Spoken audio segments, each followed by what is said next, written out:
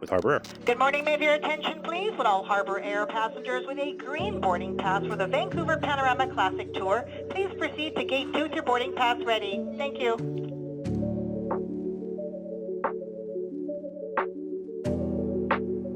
We begin to push back, and as we turn the corner out of Cole Harbour and onto our flight path, we'll skim across the Burrard Inlet before we lift into the air and above the city. And I know quite a few locals aren't big fans of the whole ships parked off in English Bay, but personally, I just think they're so cool.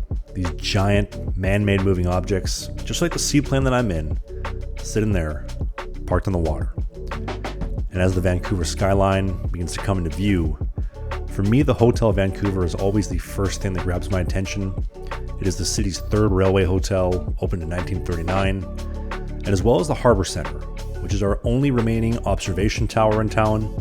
And I'm telling you, that revolving restaurant at sunset, especially in the summer, is an absolute must. And as we begin to bend our way towards Falls Creek, it's really hard to believe that this entire area was essentially a giant mud swamp 120 years ago, and quickly overshadowed by Mount Baker, over 140 kilometers away in Washington State.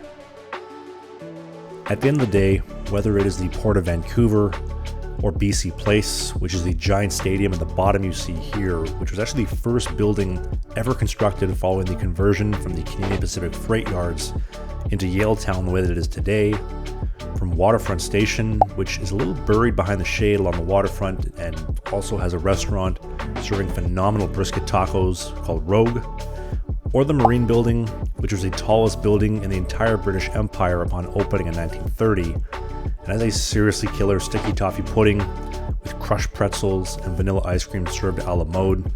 All of them are some of my absolute favorites in the city, in arguably the most beautiful city in all North America.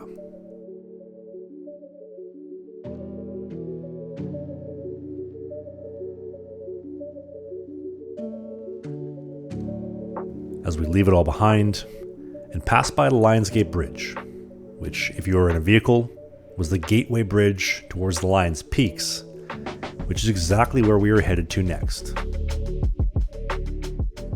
This was a clip for a full-length show. If you want to watch the full episode of the clip you just saw, click right here, you get the full show, and they go up live every single Sunday. If you want more clips of what you just saw, click right here, you can see the next great hit.